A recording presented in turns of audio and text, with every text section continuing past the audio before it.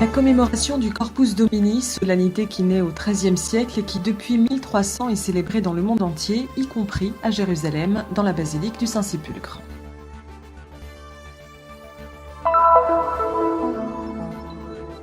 Les franciscains de la Custodie se sont réunis à Saint-Jean d'Acre pour rappeler le 8e centenaire du débarquement des premiers frères mineurs en Terre Sainte. La fête de Saint-Antoine, docteur de l'Église, a été célébrée le 13 juin, un des saints les plus aimés au monde et le patron de la Custodie.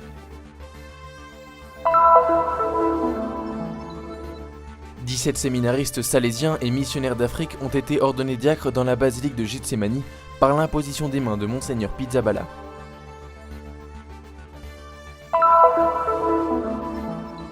L'iftar interreligieux annuel organisé par l'ONG Abrahamic Reunion s'est tenu près de Nazareth. Musulmans, juifs, chrétiens et druzes ensemble pour le traditionnel repas du Ramadan.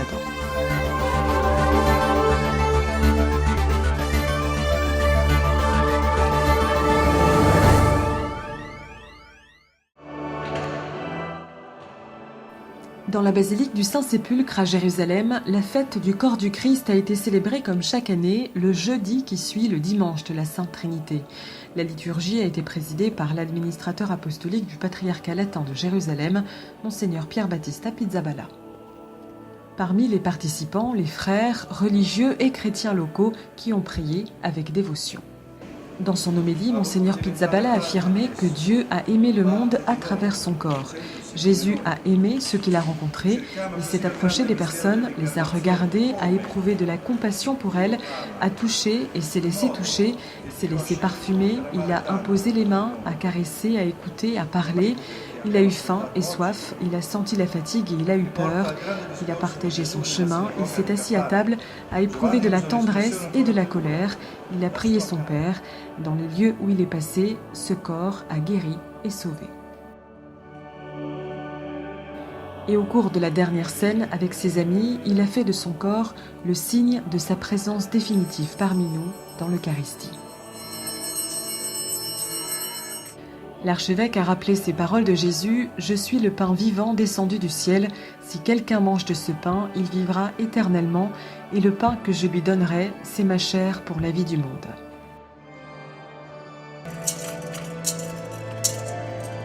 Comme le veut la tradition, la messe s'est conclue avec la procession du Saint-Sacrement autour de l'édicule du Saint-Sépulcre.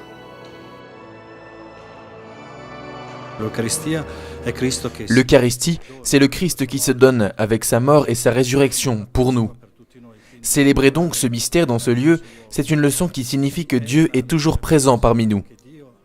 Et comme Église, nous devons nous faire pain rompu pour le monde, pour être une Eucharistie vivante avec le Christ.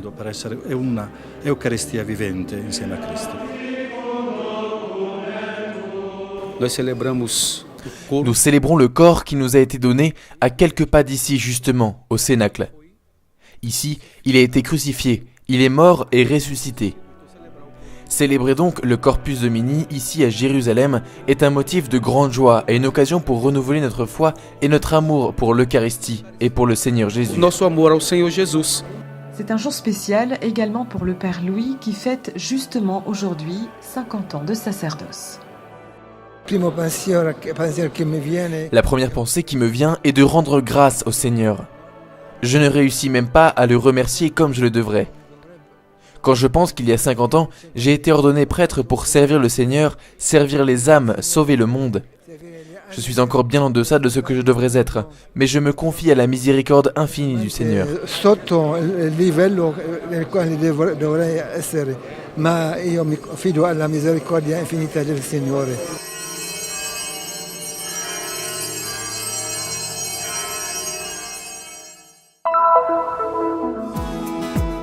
Un pèlerinage pour inaugurer les célébrations des 800 ans de la présence franciscaine en Terre Sainte. Une journée entière pour rappeler l'arrivée des premiers franciscains dans le port d'Acre, une antique ville maritime de la côte phénicienne dont la notoriété remonte à la deuxième croisade, lorsque la ville acquit de l'importance en devenant port maritime et siège de gouvernement. La présence franciscaine remonte à Saint François d'Assise. Le saint s'y serait rendu entre l'an 1219 et 1220, après avoir rencontré à Damiette en Égypte le sultan Melk el Kamel, de qui il avait reçu pour lui et ses frères une sorte de laissez-passer, afin qu'ils puissent visiter librement les lieux saints. 2017 est donc pour les frères mineurs une année particulière.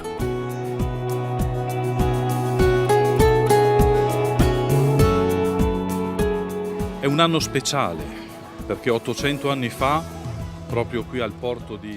C'est une année spéciale parce qu'il y a 800 ans, justement ici dans le port de ce qui était Saint-Jean d'Acre, arrivèrent ses premiers frères, guidés par le frère Élie de Cortona, partis après le chapitre de Pentecôte. Ils arrivèrent par bateau pour commencer cette présence franciscaine outre-mer en Terre Sainte.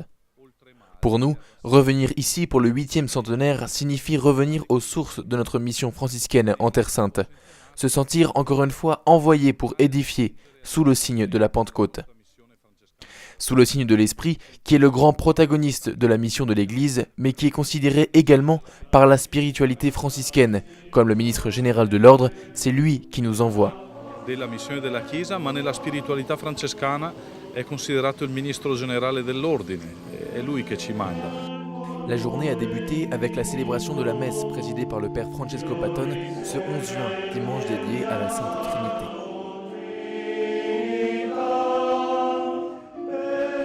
Durant l'homélie, il a parlé de la vocation missionnaire basée sur l'amour trinitaire, inspiré et mu par l'Esprit Saint.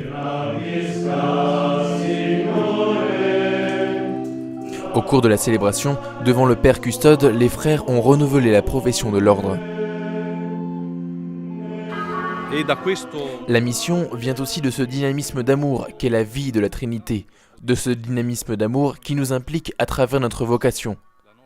Parce que la mission naît de l'initiative du Père qui envoie son Fils, et le Fils donne l'Esprit Saint et envoie son Église et ses apôtres.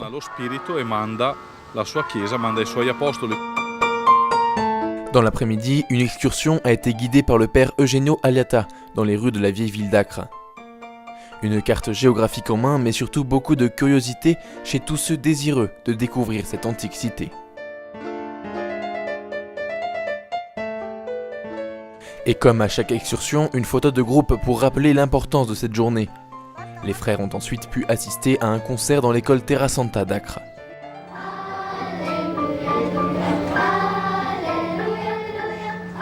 Pour les franciscains, s'ouvre une période riche de célébrations qui se concluront en octobre dans la ville de Jérusalem. Nous y sommes arrivés. En voyant le panneau Acre, j'ai tout simplement dit « Nous y sommes ». C'est cela le message le plus important. Ils sont restés, ils ont résisté à tous les problèmes qui se sont posés au cours des siècles. Et aujourd'hui, nous pouvons célébrer non seulement leur première venue, mais aussi leur permanence, leur bataille pour ces lieux saints et leur victoire. Cela, il faut le dire. En 800 ans, les vrais vainqueurs, je ne dis pas avec les armes des croisés et leurs épées, mais de manière spirituelle, c'est nous. Et concernant ce que nous a confié le pape, c'est-à-dire la garde des lieux saints, nous pouvons également le dire clairement au pape. Nous y sommes vraiment arrivés. Tous ensemble pour célébrer l'arrivée des premiers franciscains et de tous ceux qui sont restés jusqu'à aujourd'hui, qui ont guidé l'espérance franciscaine tout au long de ces 8 siècles, au milieu de personnes, de cultures, de foi et de nations différentes. Il y a ici 2 paroles qui sont très souvent utilisées. L'une est Nushkurallah, qui signifie grâce à Dieu. Et donc nous remercions Dieu pour ces 800 ans et pour tout ce qui adviendra par la suite. L'autre parole est Inch'Allah, qui signifie si Dieu veut. Et donc il est important que nous cherchions à faire ce que Dieu veut et ce qui lui plaît.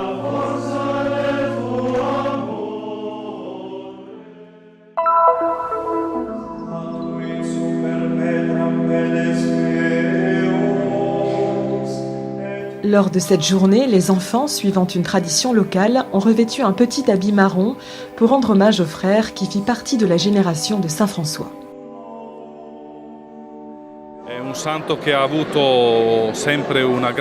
C'est un saint qui a été très populaire au sein de notre ordre et que la Terre Sainte a invoqué comme patron dans les moments de grandes difficultés. La protection de Saint Antoine a également été invoquée pendant les guerres. Suite à cela, le pape l'a déclaré officiellement patron de la custodie de Terre Sainte.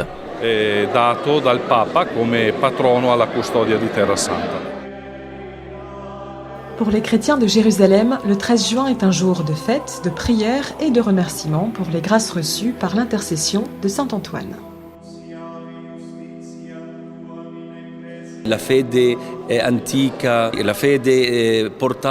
C'est une tradition ancienne que nos ancêtres ont perpétuée pour demander la protection et l'aide de saint Antoine. C'est comme cela que la dévotion naît dans le cœur de l'enfant, parce que la foi est transmise aussi par moi, par toi, par n'importe qui. Et c'est ainsi que naît chez ces enfants la foi dans les saints, et en saint Antoine en particulier. Questa fede nei santi, specialmente Sant'Antonio. بالنسبة لي مار أنطون كتير عيده كتير مميز هو شفيع. Cette fête de Saint Antoine est très spéciale pour moi. C'est mon saint protecteur, le protecteur de ma famille. Nous avons décidé d'habiller notre fils Georges avec l'habit de Saint Antoine, en signe de notre dévotion. Georges porte ce vêtement depuis le 13 juin dernier et l'enlèvera aujourd'hui, après une année. Nous prions Saint Antoine afin qu'il le protège, ainsi que notre famille, et apporte la paix dans notre vie. Dans l'église de Saint-Sauveur, le custode de Terre Sainte, le père Francesco Patton, a présidé une messe solennelle en présence des franciscains, des religieux, des chrétiens locaux ainsi que des représentants des autres communautés chrétiennes et dénominations religieuses.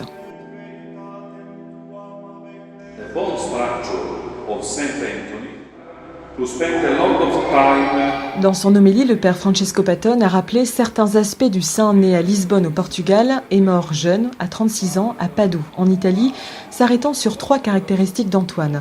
Un homme qui a passé sa vie dans la prière et la contemplation, qui n'a pas épargné ses forces dans l'annonce de l'Évangile et qui a servi les pauvres, suivant ainsi l'exemple du Christ lui-même.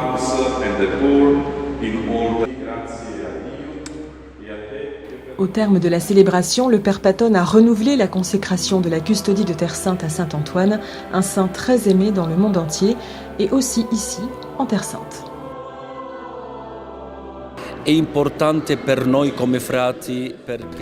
Saint Antoine est important pour nous comme frères parce qu'il a vécu la parole de Dieu dans sa vie. Il nous encourage à vivre la parole de Dieu ici en Terre Sainte, même au milieu des difficultés. Parce que c'est justement la parole qui nous illumine et nous donne courage. Una parola che illumina, una parola che incoraggia.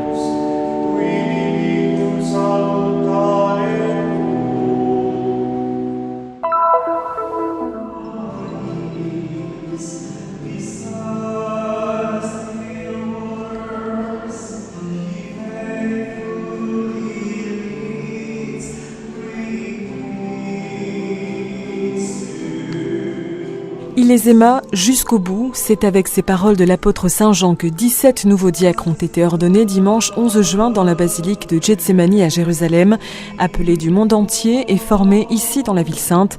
Les jeunes religieux salésiens de Don Bosco et missionnaires d'Afrique ont prononcé leur oui.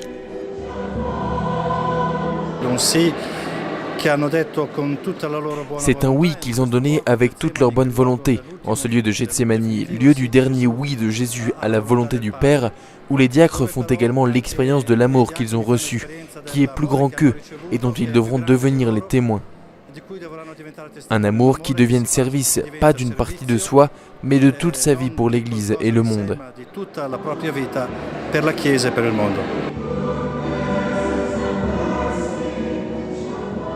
Les nouveaux diacres, lors de ce premier pas vers le sacerdoce, ont choisi pour la célébration le passage de l'Évangile qui raconte le lavement des pieds au cours de la dernière scène. L'Église naît avec cet exemple de Jésus, un acte humble qui, a expliqué Monseigneur Pizzaballa, résume toute sa vie.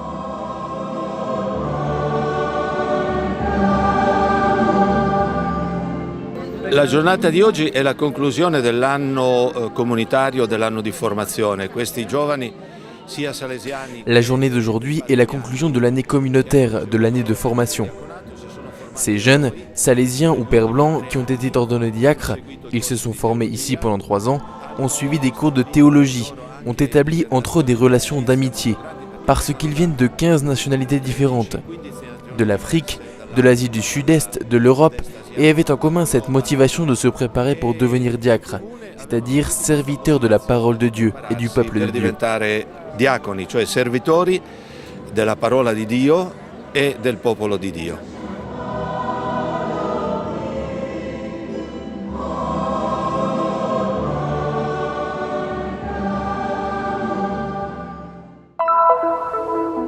كتب على الذين من قبلكم. Ô Seigneur, c'est pour toi que j'ai jeûné et c'est avec ce que tu m'as donné que je déjeune. C'est l'invocation que les musulmans récitent avant de rompre le jeûne chaque soir de Ramadan, le 9e mois du calendrier lunaire islamique qui rappelle la révélation du Coran. À Ilut, un village à quelques kilomètres de Nazareth, ces paroles ont une résonance particulière. C'est la 14e année que nous organisons un iftar qui réunit chrétiens, musulmans, juifs et druzes autour d'une seule table pour vivre en frères au moins ce mois-ci, de façon à ce qu'ils s'habituent à être frères pour toujours.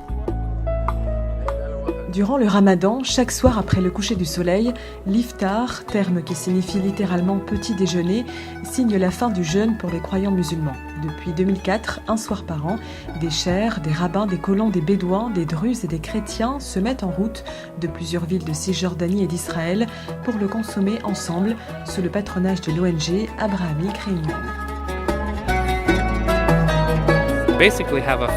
Nous sommes pratiquement une famille de leaders religieux et de constructeurs de paix, israéliens et palestiniens. Nous sommes venus ici tous ensemble pour créer un sens de familiarité en Terre Sainte. Tout le monde regarde le conflit et voit seulement des juifs et des musulmans se battre pour Jérusalem. Nous voulons montrer au monde le contraire. Une poignée de main, une accolade, un moment de réflexion sur la valeur du jeûne dans les 3 principales religions monothéistes et un repas partagé. Les rencontres que nous faisons, celles d'aujourd'hui en particulier en cette fête bénie, sont appréciées par Dieu, parce que le Ramadan est le mois de la joie, le mois de l'aumône, de la rencontre, des visites et de la charité.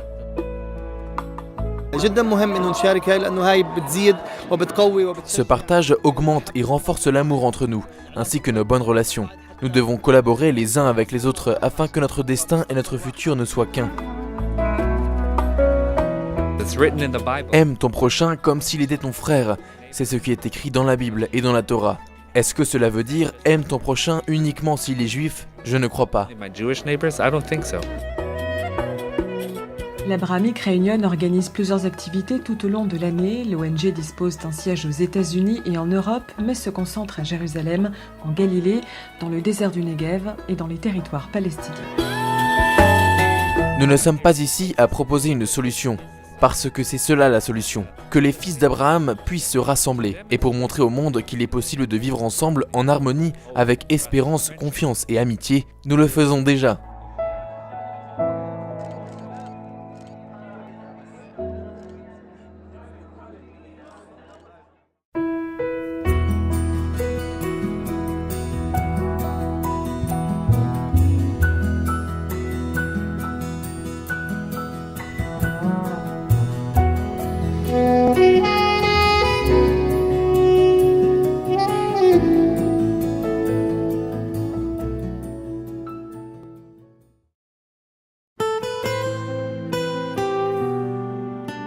La mission du Christian Media Center est d'apporter au monde le message de la Terre Sainte, la terre du 5e évangile.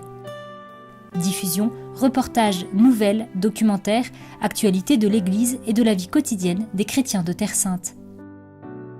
Vous pouvez nous aider dans cette mission afin que soit connu et répandu le message de la Terre Sainte. Aidez-nous. Visitez notre site web